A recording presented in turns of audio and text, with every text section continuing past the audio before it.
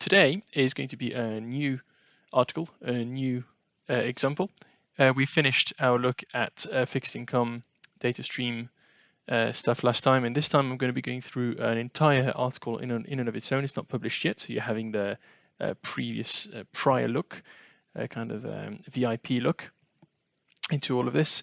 And we're going to be looking at RSI, relative strength indicator. And I'm going to be going through everything step by step. So first of all, we got into Codebook, which you can get to on Workspace or on Eikon, either on the desktop app or on online on your browser, by going on the search bar here and typing CODEBK. So that just goes for Codebook, and you can go forward from there and replicate what I'm about to do. And at the end of this, I'm going to be posting this video on YouTube, and you can have a look at it. And I'm going to also post an article of this RSI article, and I'm going to be putting the link of that in the YouTube description. If you have any questions, by all means, don't hesitate to ask. I'm looking at the chats live on Twitch right now to stay with you. All right, so today we're going to be looking at technical analysis indicators of RSI. Once I'm on Codebook, the way in which you can navigate is with the left-hand side panel, which you can find here on the little file browser. And here I've already got a few files of my own, which I can put some documents. So let's have a look at my documents, and this is going to be a project, and I'm going to be creating a new folder, call it RSI for relative strength index. There you go, relative strength indicator, relative strength index. I'm going to be using Eikon. If I'm not mistaken, I'm not going to be using anything else. No data stream. So today we're going to be only looking at Eikon. So you can move, copy, and cut files and folders here in the navigator. So here I'm just going to be copying this key, this authentication key that I've got right here, and I'm going to be putting it here. Now you don't have to do this in Codebook because you're already authenticated, but I just want to show you how you'd be doing agnostically of your IDE. So let's paste that in there, and now let's create a new notebook right here. I'm going to be calling it RSI. Now it happens to be the 5th one because I've already done 4 versions beforehand, and I've done it and created it before today, just to walk through it with you today. So let's call it RSI, and as I said, it's the 5th version. All right. Now we're going to be looking at this like that.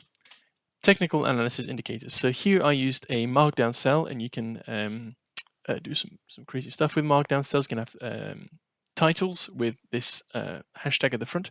Now it's a bit small, isn't it? Let me make it larger. Presentation mode. There we go. That's a bit better. So we have our technical analysis indicator. So here we're looking at customizable relative strength indices. And in addition to this, we're also going to throw in there some moving averages and volatilities. And you see that I've also got some square brackets and round brackets here in different colors, and that's just to represent the fact that we have links. So if I was to press Shift-Enter, now that I've copied and pasted all of this text in that cell, I'm going to be running this and seeing that I've got my title and all of the kind of specificities about what we're about to go through today. So in this article, we are going to build a data frame with close prices, natural logarithms of returns. Now this is just thrown in there to show you how you go about doing that. As well as moving averages. Now I'm putting moving averages in there on purpose to show you the way in which it works both with RSI, which is a very specific and unique technical analysis indicator, but you can do it with anything else. And moving average tends to be the simpler one. So if we just explain that and then we move on to more complex stuff such as RSI. So we've got this here, we've got the 10, 30, and 60-day moving averages. Close price, log return, moving averages as well. So we have a moving average of the past 10 days, as well as the past 30 days and the past 60 days for close prices of whatever you're looking at. Could be bond, could be, we're going to be doing stocks and equities here today, but we're going to do the same with log returns. So we're going to do this little piece of equation, the log return, and then we're going to do the moving average again. We're also going to be looking at the annualized standard deviation. That's also known as volatility or variance. And that's just to know, how volatile price is. And we're going to do the same. We're having a rolling window which is the same as what I was talking about before with the moving averages. It's a rolling window of 10, 30, and 60 days. Now, it doesn't have to be 10, 30, and 60 every time, but this is just an example to show you how we're going to go through that. And finally, relative strength index. Now, if you want to know more about this, you can click on there, but I'm going to go through it with you right now. Now, when it comes to RSI data, there's a great deal to read about just online, and there's a lot of explanation right here. However, I tend to write academic articles myself, and I thought it'd be great to have everything in one place. So here I'm going to be talking about the relative strength indices. They are calculated with two main school of thoughts, or actually three main schools. There is the SMA, which is a simple moving average. So we're using simple moving averages to calculate our relative strength index, as well as EMA, the exponential moving average school of thought, and the Wilder school of thought as well. Now, all of these things are used in the relative strength index indicator. And then once you have that indicator, what you can do is you can look at whether it is too high or too low. And if it is, I think it is, if it's too high, it's said to be overbought, and if it's too low, it's oversold. And if that's the case, then you can make your own judgment as to whether or not you should buy or sell. So if it is overbought, you should sell, and if it is oversold, you should buy, because prices are going to react in the opposite direction. Which means in this scenario, you'll be buying cheap and selling high, which is always what you want to do in these scenarios. And as I said, there's several schools of thought. So let me just go into the detail with you. Here we go. Let me put everything in Markdown. Markdown does not only allow us to put titles and links, but also these equations like that. So here we have, let me move on to my own code. The reason being I can just zoom in without breaking too much stuff if I do it like that. There we go. So here is the same code, by the way, in case you're interested. This is exactly the same code, and I'm going to put it in GitHub and in the article once it's published. But if I zoom in, and I've got to zoom in quite a lot because there's quite a lot of, there you go, here. There are three schools of thoughts: the SMA, EMA, and Wilder. Now, SMA is also known as Cutler because it's someone named Cutler that used it in the RSI. And I've named these two M1. And that's M for method. So method 1 is going to be SMA or Cutler, and method 2 is going to be EMA, Wilder, or MEMA. And MEMA, by the way, is just another name for Wilder. It's, what was it again? I said it above. MEMA, certain I've said it. There you go. Exponential, modified exponential moving average. There you go.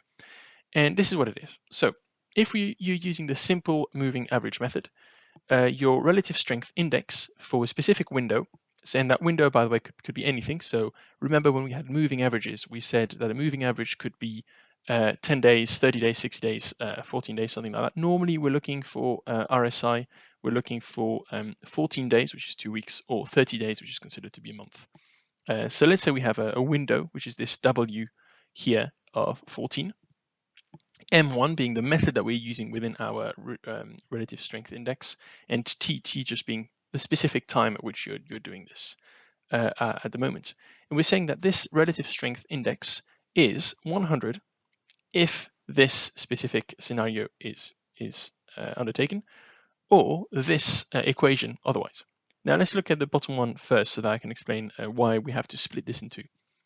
The reason why we have to do 100 minus 100 over is just to have a kind of an arbitrary measurement. It's just a measurement out of 100.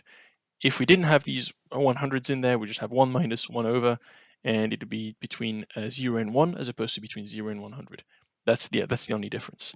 However, we have this equation here, which is why I've zoomed in so much, so that you can see all of this well. We have a summation from I equals 1 to W. Now remember, W is the window we're looking at. So let's say we're looking at 14 days. So we're going to go from 14 days ago to today. And we're going to be looking at the price at you see, it's a change in price on each one of these days. So I'm looking at a price, let's say 14 days ago, actually 13 days ago, because it's plus 1 here. And I'm removing from that price the price from the prior day, the day before that. So we're looking at the change in price here. And we're saying, okay, if that change in price is positive, so if the stock price has gone up, then that is going to be the value in question that we're going to take into account. However, if that change in price is negative, so if it's gone down in price, we're going to just include that as 0. We're going to lose the information. All I want to know is that it's 0. And so that's what this max here represents. You see, we've got max and then open brackets, close brackets. This comma here means, so we either have this or we have that. And we're going to be summing up all of these values from I equals 1 to W being 14 in this specific example. And we're going to divide this whole summation. So these 14 values, we're going to sum them up and we're going to divide that by exactly the same thing. But this time, instead of the max of the positive value of 0, we're going to have the min, either the negative value. So if the price has gone down, I want to know about it. But if it's gone up, I don't want to know about it. And I just want to have 0.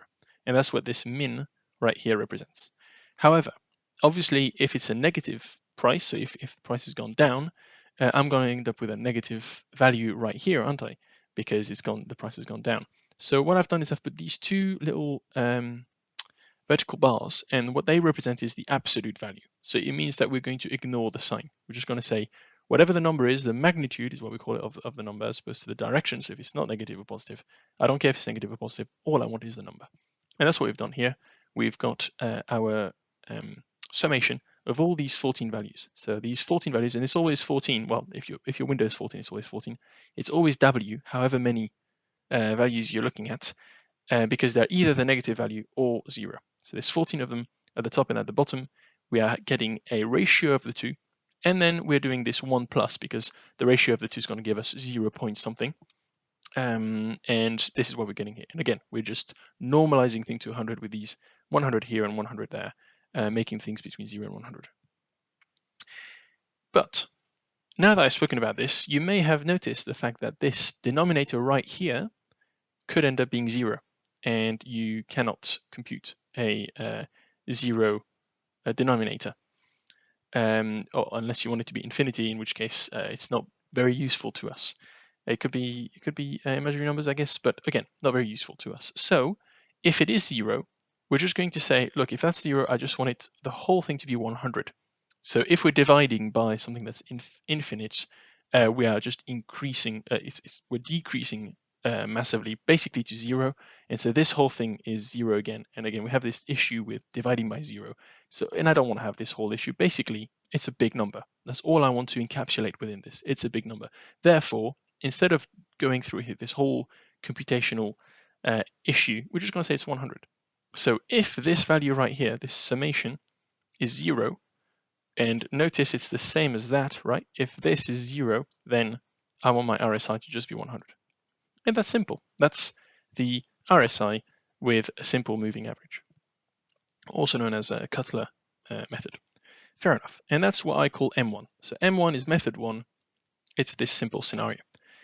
However, if you were to go on Refinitiv Workspace and any other, maybe even Bloomberg or anything else as such, you will find out that that might not be the method used. Matter of fact, most of the time it isn't, because it's not very representative of movements in the past. Instead, what's most commonly used is the Wilder method. Now, what is the Wilder method? Well, for the very first step, the very first RSI is the same. So there's no difference in the two, between RSI where T is 1 and the method is either of these three, and when the method is either of these two, so SMA, or Cutler. However, we start to have a difference from step 2 onwards. So here you see we've got RSI with W. Again, W can be 14, 30, or anything, any window you're interested in, looking up in the past. M2 is our method that is not simple. So here we're just going to look at the Wilder method just for now as an example. And tau here is used as our denominator for time. And we're just going to set tau high to 1. So basically, I'm just saying I want T to be higher than 1. Okay. Now, what is my relative strength index going to be here, my RSI? It's going to be the same. Look, it's exactly the same here. If I just show you quickly, this and this, they're the same. However, so we've got 1 plus this strange ratio here, and we have this strange ratio showing up over here again. Look, we have our summation, and we have the change in price, and we have the max 0. If we look right here, this is the same summation. From 1 to W max, we have the change in price, and then we have 0. So that's the same one. And again, if you look at the denominator above, you can see this absolute value, this minimum of the negative price, and up we've got the same summation right here. So what we've done is that we've tweaked what's already up there. What we've done is that we've weighted it. We've added this weight in front of it. We've said A plus 1. And depending on the method you use, A is going to change. So here we have A for the window that we were looking at. And notice that it is from I equal 1 to W. So let's say your window is 14. But we're going to add on top of that our next observation. Our next observation being the return that we have now in price. And we're going to, again, look at the maximum. So if it's a positive return, it's going to be shown right here, else it will be 0. And the minimum, again, with the absolute value. And again, we're dividing one by the other. But here, you notice that the weight is the exact opposite of what we had before. A is always a number between 0 and 1, so 0 point something. And so we are always doing here A plus 1, and here just A on its own. So we are assigning a new weight to each new observation. We have old observations that we are very content with, and for each new piece of information, we're either going to say that the more recent information is more important than the information in the past, and that may be because you want to assign more weight towards things that are that have news, brand new information that came through the market, or vice versa. Maybe you want to say, actually, I want the old news to have, or the old information to have a heavier weight. Because again, you think that you're more interested in a reversion to the mean, and you think that brand new information is actually just going to divert from the mean, and in the long term is going to go back to a normal kind of price. Now, if I was to do something like this, you notice that I've just left A as an unknown. And if that's the case, I think my sound might have gone. No, you can hear me fine. Yes, that's right. We are going to have to define this A, which is this weight, and this weight depends on the method you use. So normally it's 1 over W, which is kind of normal. It's this basically makes an average. So here you notice that I've got it'll be an average of the summation. So summation divided by W, that'll just be the average, and something similar for the new observation. However, this is a wilder method. That's the one I prefer. But there's this EMA method. Is it EMA? No, it's MEMA. You see, I've noticed I've just made an error here. So let me correct that. You see, I've got all my code here in LaTeX. Is it MEMA or is it EMA? No, it's not an error. This was correct. It's EMA. It's not modified. It's just exponential. And we have 2 over W plus 1. Now, for those of you who don't know, W plus 1, if you were to divide a summation, instead of dividing it by the number of observations, which would give you an average here, we're dividing by the number of observations, that being W here, plus 1. Now, that makes a lot of sense because of a distribution called the student T distribution. If you don't know what that is, it's just a statistical norm. I've seen it in the past, and that's perfectly fine. However, this differs in that you have 2 divided by that much instead of 1 divided by that much. Now, I find that a bit peculiar. I'm not sure why that's there. I know that it's used a great deal. And again, I think it's to do with the weightings that you assign here and here. Not to mention the fact that we don't actually have W observations, because we have W observations here on the right, but we have an extra one here on the left. So maybe it should actually be W plus 1 at the bottom, just to have the normal average as opposed to a student distribution average. But again, I'm getting into some specificities here that you might not need to know about, or maybe you want to know about is whether or not a stock is said to be overbought or oversold at any one time. All right, so now we're going to get into the meat of things with the coding. Let me copy and paste what I need to copy and paste, because I've already written this in the past to make sure that I shouldn't, anyway, get any errors. All right, so here we've got our, is this the maximum? Yeah. We've got our start date and our end date. So we're looking at a specific window for our relative strength index. And we're also going to assign a specific number of days per year that we believe to be correct for our assumptions. Now, I've set it to be 360, and that's what it is set to be in Refinitiv Workspace. So if you go on the chart app and you look for relative strength index in there, you'll get relative strength index values with 360 days a year assumed. I'm going to show you how to do that on the chart app at the end, by the way. Here we have, what is that? Some moles, which stands for moving average window. So I've said we're going to look at the moving average as well as the RSI window, so relative strength index window, and our RSI method. So here I'm going to be using the Wilder method, which is the one used in Workspace. And we're going to be using all of these technical analysis metrics with Coca-Cola and Vodafone. There's no specific reason for this. I just chose them for example's sake.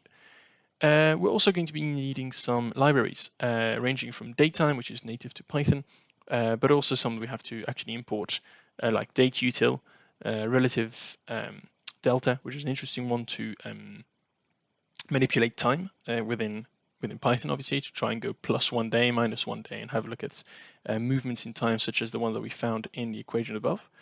As well as NumPy, which is good for mathematics in general, and statistics. Again, you can guess it's good for mathematics in general, and pandas, which is good for data frames, to be able to look at all of the data we've got this far and categorize them and add to a data frame and append them. We're also going to be setting our columns so that we can see all of the columns of our data frames, because it can be quite long, but it doesn't actually take that much space in our IDE, so we can just run that. Okay, so now we've imported all of the libraries we need, apart from one, which is Eikon. Now, Eikon here, we're going to be authenticating ourselves with the key that I've already got for myself. Is my Eikon key here. It's set in this text file, and what this code does is that it's going to go and fetch my key within this text file, and it's going to apply it within the authentication step of Eikon, which is done with set app key. Now, you don't need to do this in Codebook. You're already authenticated in Codebook, and you can just use the way it's done in the examples. So here you see I'm going back in my folder structure, going into the examples, Eikon Data examples are already there. You will have access to this if you go on Codebook yourself, and you can see that all you have to do is set up your app key to be default Codebook app key. And if you do this, you don't need to do all of that. However, if you were to do this method I'm just showing you right now, it will work on any IDE for you. So now I'm authenticated to Eikon. I can start and then collect data from Eikon itself, the API itself. I'm going to create this new data frame that I'm going to call df1. And you have to remember that Eikon, when you collect data with our API, returns 2 objects. The reason for this is that if there's any error in trying to collect the data you're looking for, it's going to spit it out in the second object of this call. So here I've got EK, which is what I've called my library Eikon, and I'm getting data with a specific instrument list that I was looking for. So here was Coca-Cola and Vodafone, which I've got up there. And I'm looking for specific fields. So here's price close. So when I spoke about here, I spoke about how we're looking at the change in price. I'm going to be specifically looking at the close price. Now you can look at anything: open price, mid price, ask price, I don't know, midday price, if you can find this on Eikon. By all means, go ahead with that. But RSI is normally done with close price because we're looking at long-term trends, and those tend to be reflected mostly in close prices. But we're going to be looking at open price as well, and volume just for the kicks. And we are going to set up some parameters such as our start date and end date within the window of opportunity that we're looking at. All right, did I write this? Not yet. So here I'm going to be calling this data from Eikon. Let me have a look at my data frame. Here it is. We've got our instruments. We've got 2 instruments. We've got our fields right here: price open, price close, and volume. And we've got everything we're looking for right there. Now that we've got all this, let's have a look at how we're going to go ahead with our relative strength index indicator. Step 1 is going to be creating a list of days for the entire window we're looking at. Now you might think that's a bit strange because stocks are not traded every day. There's weekends, there's bank holidays, and you might think, well, why would I need to have every single day in my data frame from the start till the end? Well, it's because each stock is not necessarily traded on the same day. There are markets in the Middle East that are open on weekends, maybe on Saturdays. The bank holidays are different in different countries, and depending on where the RIC, the instrument, is listed, it's going to have a different day shown up in the data frame right here, and you need to be able to account for that. So that's what we're doing here. We are getting absolutely every single day from the end date to the start date. So the reason why we do end minus start is because here we're trying to find the difference between the two in terms of days, and you always do the larger number minus the smaller number, otherwise you'll get a negative number. Granted, we could have just done that times -1, but this makes more sense to do it this way. Notice we're using datetime.strp time, and what that does is that it converts the time that we've written here in this specific format, which is to say year, month, day, into a format that Python understands and can do some maths with it. That's what it does here, and we're telling datetime that this is the format we have, which is to say year, month, day, and now we can do this mathematic of one minus the other and find out the number of days.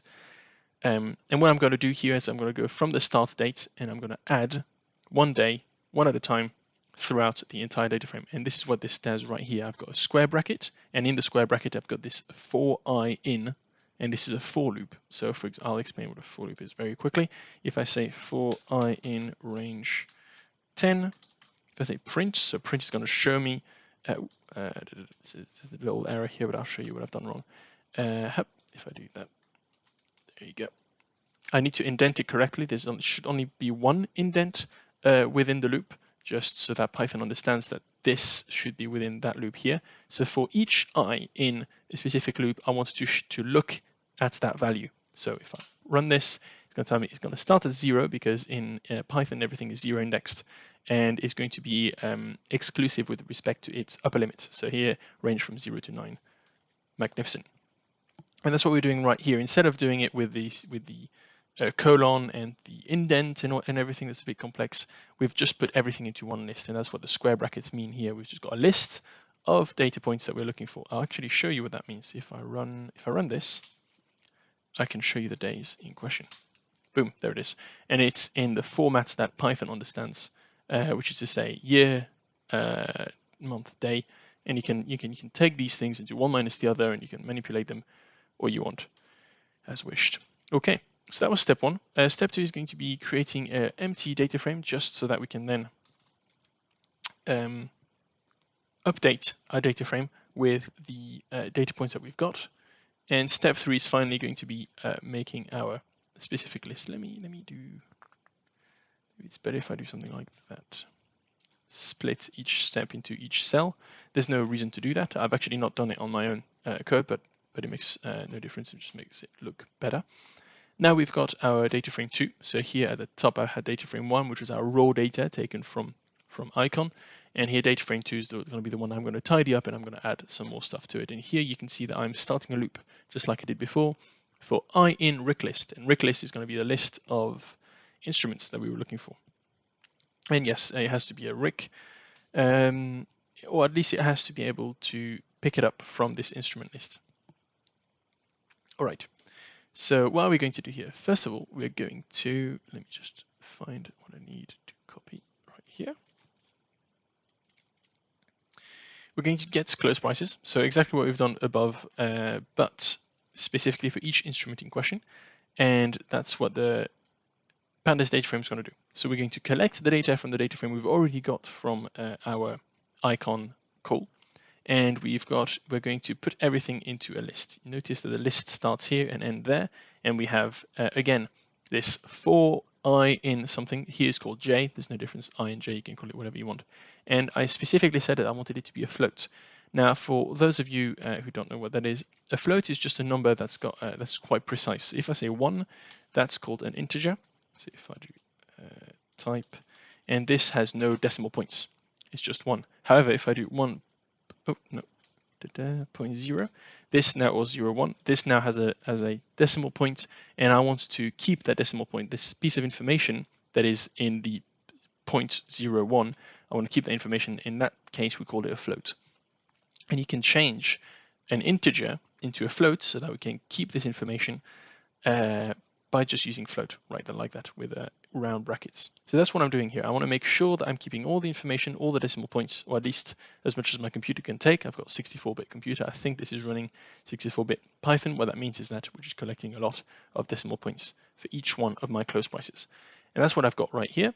And in my columns, I'm just going to be calling my column the name of the RIC. So here it's, I don't know, vod.l for Vodafone, and close at the end to say that it's the close price.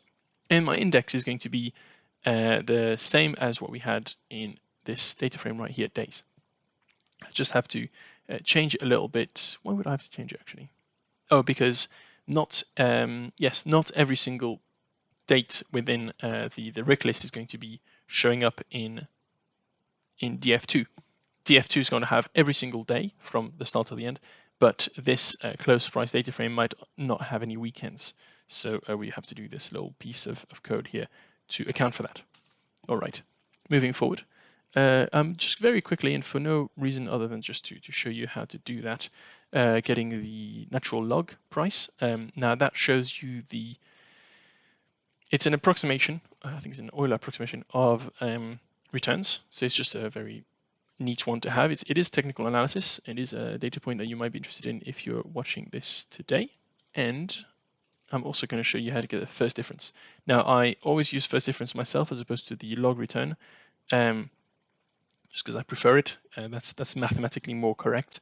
Now, it might be true that computationally one might be more expensive and one might be more correct or something as such, but we're not dealing with very crazily precise numbers here. You know, we don't have things with 10 decimal points, so we should be okay. So we get the first difference. I'm calling it DCP, so CP for close price and D for difference. So I'm differencing it once. I'm getting the price of the close price of my stock minus the close price of that stock the previous day. So just the change. Has it gone up or has it gone down, and by how much? And that's what the shift here does. It's just telling me from the day before.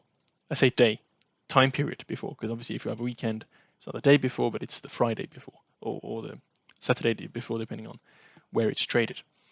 We don't need any of this. This was some code here for me to remind myself what I did in the past. And finally, we're just going to add this information to our data frame. That's what we do here. We're saying that df, by the way, underscore df is just this ephemeral, this temporary data frame that I've got here just for the code.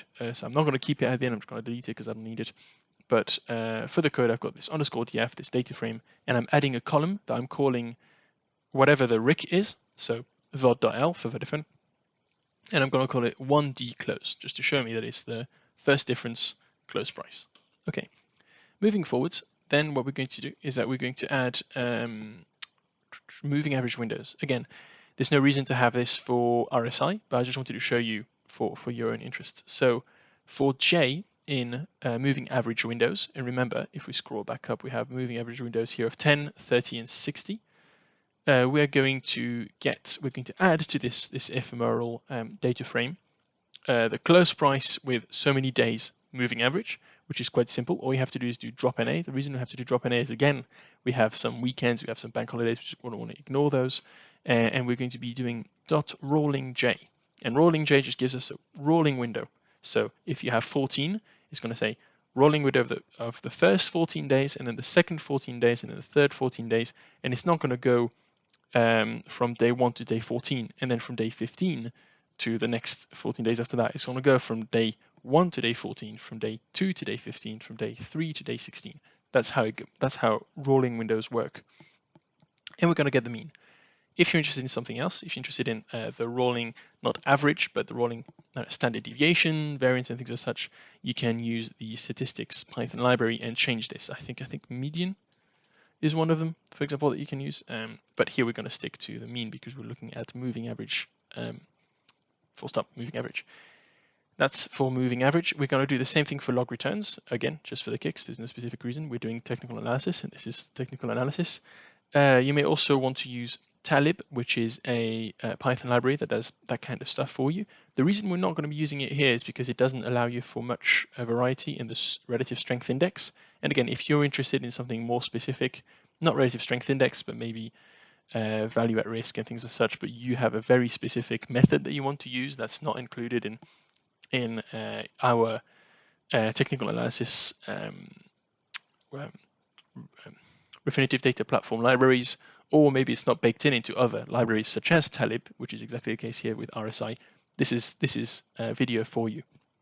But again, if you're interested in it, here is the code. Quite simple to implement it. And we're also going to get the standard deviation, which again is quite simple. We're doing the same thing we did before. Notice dot drop NA, dot rolling J, and we have a standard deviation right here. Just looking at the chat very quickly. No questions. That's fine. And the reason we're doing this is because at the end, you notice we are multiplying by the number of days in a year. And the reason we're doing this is because we're annualizing the standard deviation in question, because otherwise you're going to be getting the standard deviation per day.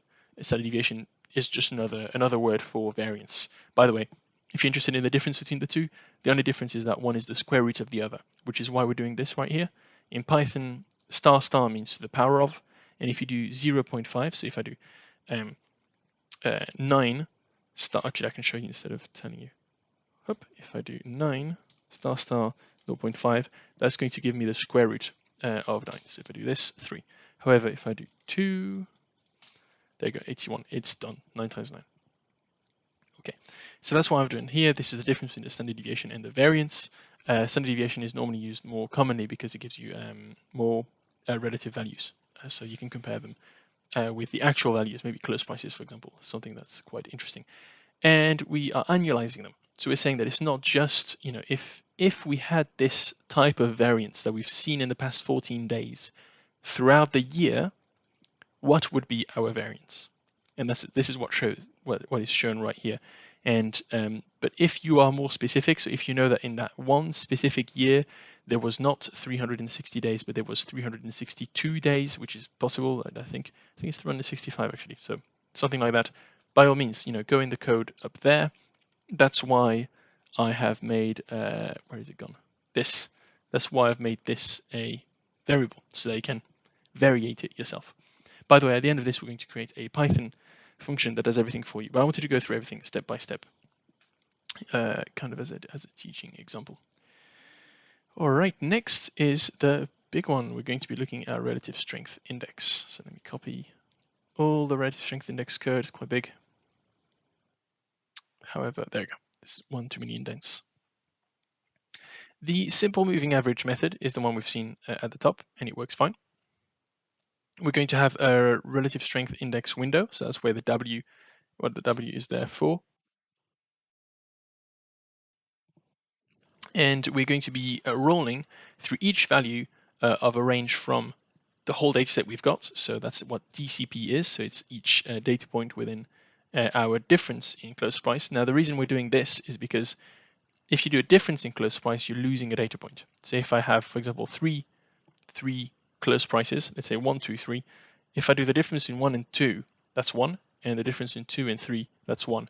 So I've ended up with 2 data points now. I've started with 3 and now I've only got 2 because I've lost what's called a degree of freedom at the start of my data set, which is completely expected, and that's perfectly fine, especially when we have big data sets with hundreds or thousands of rows. That's kind of negligible, and that's why we're doing DCP here as opposed to just DF, for example.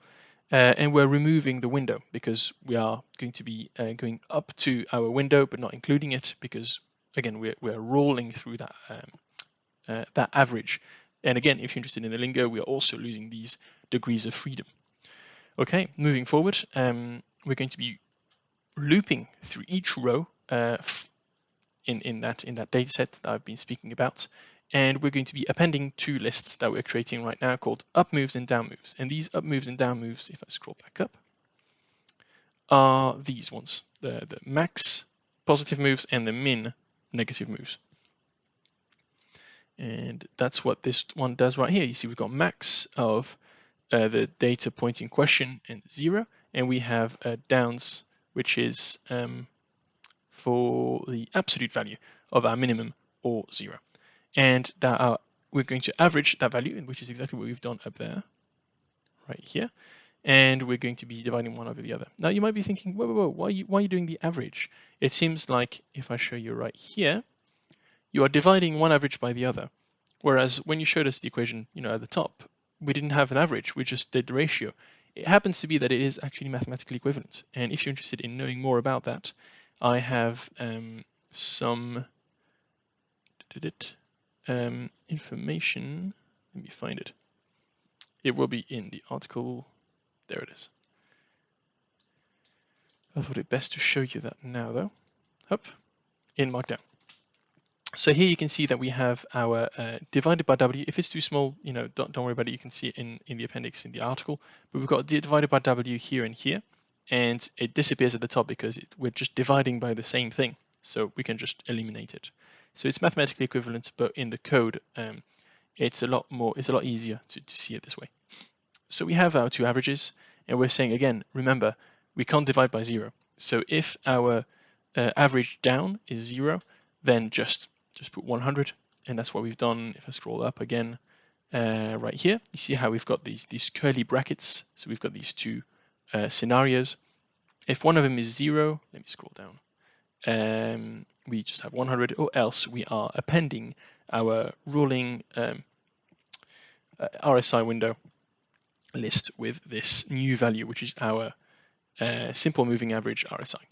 And that's the simple method, where RSI method is SMA or Cutler, which is the simple one we've spoken about before. However, if we are using an EMA or MEMA or Wilder method, we now have this little a that I've been speaking about that creeps in. So if I just want to show you, there it is here.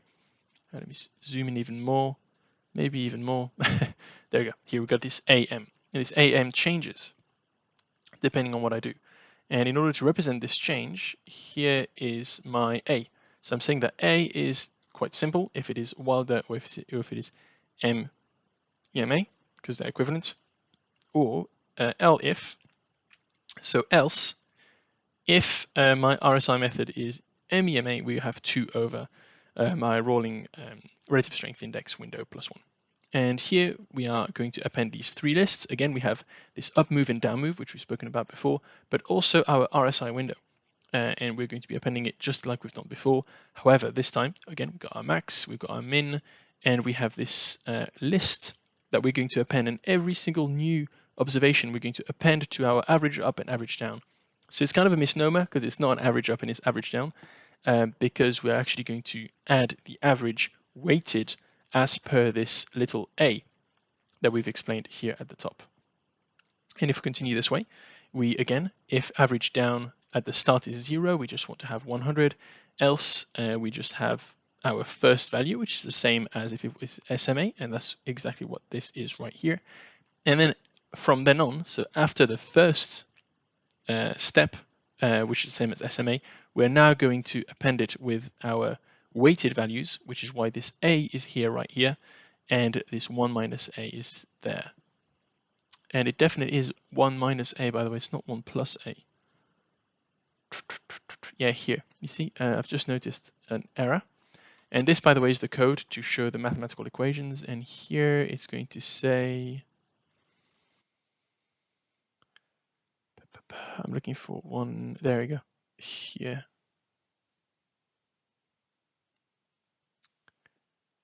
There you go, AM plus 1. It's actually, it's going to be 1 minus A, because we're doing ratios. So, damn it. 1 minus AM, there you go. And here's going to be the same again. 1 minus AM. Good thing I've spotted that.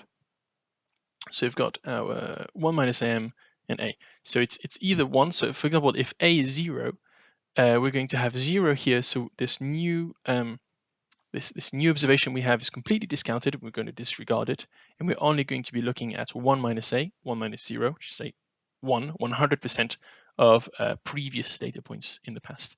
And you can tell that it's adding every time we're adding new information, as if we're going step by step. Instead of having a rolling window of only just the past 14 days, or however many windows days you've got, 30 days, we're actually going to keep growing our information set and get more information as we move forward. I think, by the way, that workspace takes a minimum of a year of information.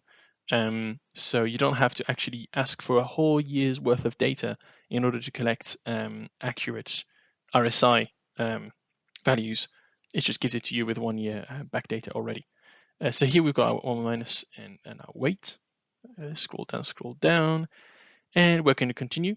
And we're going to append this average up summation that we had in our equation. We're going to do the same with average down, and again this time using the min, so what we call the down moves. And we're going to get the ratio between the two, and finally append our list with this new piece of data, and it's going to be a floating point number. Now, do remember that we have this, because we're doing the first difference, we're using close, the first difference in close prices, we're going to lose this first degree of freedom. Therefore, we have to implement, to insert an NaN. NaN stands for not a number. It's just not a value. It's not relevant. But we have to put that in there so that there is the same number of rows on each of our observation sets. And finally, we're going to just append, again, not a value in our dataset at the end as opposed to the start, because to account for the fact that one of our instruments may be trading on a Saturday, but the other one might have the last trading day in the whole dataset on a Friday. So one instrument might be trading for one more day than the other. So we may have this discrepancy here, and we have to account for this. And it might not be a day. It might be, so if it's a banking holiday on a Monday for one stock and not the other, we're going to have Saturday, Sunday, Monday if it's in the US, which means it's going to be 3 days. And for all we know, there's going to be even more bank holidays or anything else that, for that matter, that would mean that it's not traded. So this little piece of code here, these 2 lines, account for just that. And finally, we're going to append our ephemeral data frame underscore df with all of this. And we're going to merge it all together in a way that accounts for weekends, bank holidays, and things as such, with these 2 very simple lines of code. Let's run this. I think I've not forgotten anything. Let's have a quick look. Put that there. Just got a bigger screen so I can see more of the code and zoom out. Yes, that was everything. Now that we've got all this, what we can do is we can display everything that we've got this far. Let's have a quick, yes, of course, this shows you code, whereas we're actually looking for Markdown. So let's display all our code. By the way, to insert cells where there is none, I can just click to the left of the cell I'm looking for, click B to insert a cell underneath, and I could have clicked A to put a new cell above. So here I can click in there, and I can import some new libraries. I'm hoping it's all on, yes, it is. It's all on Codebook, because you can't import your own libraries into Codebook. It has to be pre-approved. And if you're interested in which libraries are pre-approved and which ones are not, you can have a look at that right here. So it's just in the very first folder. There's a list of all of the libraries as well as their versions right there. So let me close that. We don't need that. We don't need that either. Yes, okay. Let me save this just to make sure I've got it. Matter of fact, let me also, because I've got, do you remember that that mistake I've made in the Markdown? So not in the code, but in the Markdown. I'd like to correct that mistake in the actual article that's going to be published soon as well. So remove all of that. 1 minus as opposed to 1 plus. And again, let me check. I'm so, yes, confident that that's correct. Yeah. The reason I'm looking here, by the way, is because I've already checked that this code is correct, that it gives correct data as a result. So the reason I'm importing all of these, and they're all very similar, it's all Plotly or Cufflinks, they are all Python libraries that allow you to graph data. So I'm going to have a new graph, a new table. Oh, by the way, we haven't had a look at our data, have we? We've done all of this and we haven't even had a look at it. So let's have a look. And that's it. Notice we've got a lot of NaNs, again, because some of them are holidays, some of them are bank holidays, but maybe the start day was not a trading day. And again, yes, indeed, that's the case. And we've got, I think, 2 weekends here. So that's why it's all NaN at the bottom. So let's remove all the NaNs. Drop Na. And here we have nothing but interesting data. This is Coca-Cola close, log returns, one day difference, 10-day moving average, log return 10-day moving average, standard deviation on a 10-day rolling window of log returns. Same thing with 30 days, 60 days. And at the end here, we've got our relative strength index. And we have the exact same thing again. So this was Coca-Cola. And here we've got the same thing with Vodafone. All right, that's all cool. But, it's all numbers. It's not very clean, very neat. I can't really see what I'm doing right here. So what I can do now is I can graph all of this data, cleaning into this. And this is my RSI 14. So it's my relative strength index on a 14-day window. And I'm using the Wilder method. So that's why it's called Wilder RSI 14. And you can see that I've named it like this right here. And it's for Coca-Cola. So I've got ko.n, and that's what it is right here. And notice that I've used the square bracket here after df2 to specify which column I was looking for in my data frame. So here I said it was ko.n RSI 14, and there it is, ko.n RSI 14. So it knew which column to use and it knew what to graph. And that is it, really. There is nothing else apart from putting everything we've done above into variable components. So here, what I've done is I have made a variable for the start date, the end date, the number of days per year, moving average windows, relative strength index windows, the method, and the rec list into a single function that you can copy and paste yourself with all of the doc strings. If you're interested in doc strings, it's just the specificities of how to use the method and the Python function. And I've put it all into one function. So if I was to run this, for example, now instead of having to copying and pasting all the stuff I showed you at the top, and maybe you have to change several things to make sure that it works fine. Instead, all you have to do is this right there, Refinitiv RSI, which is why I've named the function. And I'm calling this function, I'm saying that I want my Refinitiv RSI for Microsoft, and I'm putting the rig for Microsoft in there, which is msft.o in a list, which is what the square bracket is. I'm running this, you see I'm making df equals this, so I want my outputted information to be called df, and now I can have a look at df.drop na to have to remove all the nans, again, because of the weekends and things as such. And boom, I have all the information I was looking for specifically for Microsoft. From the close price to the relative strength index. And if you're really interested, you can add stuff to this. By all means, do go ahead. The only reason you might need this as opposed to things that are already out there out of the box is if you are really interested in tweaking the methods yourself, which you very well might want to, because here the only methods I've spoken about are EMA, MEMA, Wilder, SMA, and EMA.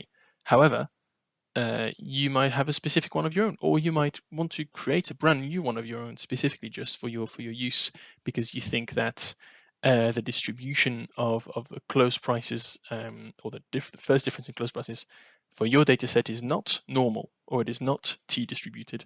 Maybe it's chi-squared. I have no idea what you'd be looking at for this, or maybe even you want to use it for something other than stocks, which is not usually done, but you think, oh, look, if I was to tweak this because the distribution is different, because the assumptions are different, you can go ahead, do exactly that right there. I would advise changing, if you were to use the function in there, I would advise changing the name, because otherwise it'd be confusing.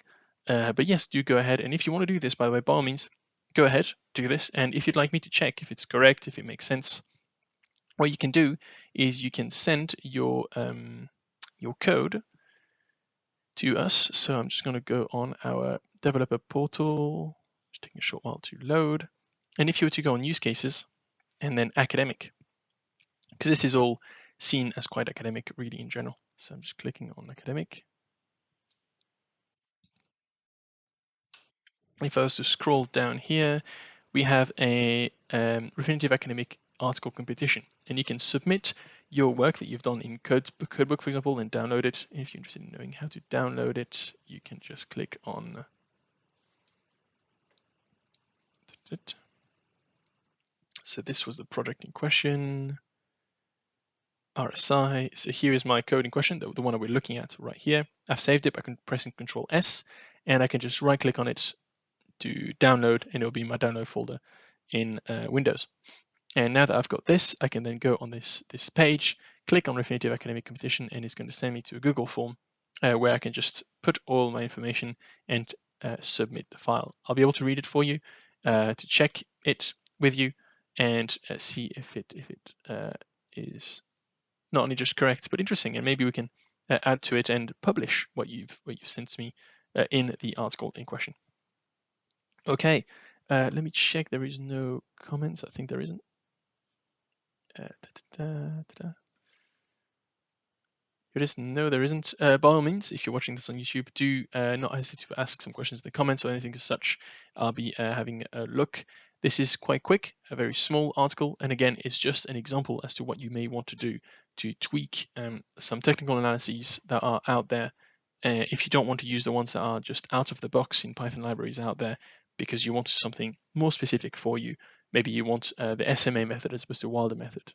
That's perfectly reasonable, and that's not something that's allowed in most out-of-the-box packages. All right, I hope this was useful. By all means, I'd like to hear more from you. If you have any questions either on this or something more specific to do with our APIs, don't hesitate to use our Refinitiv question platform. We have a Q&A platform specifically for developers using our APIs, and that's what it is, community.developers.refinitiv.com. And you can ask your questions, create a login if you want, which is free, and you don't need our APIs for that specifically. All right, I think I've said enough. I'll leave you to it. By all means, copy and paste any other code to ask us any questions. We're very happy to answer them, and I'd be very happy to read about them. All right, have a nice day.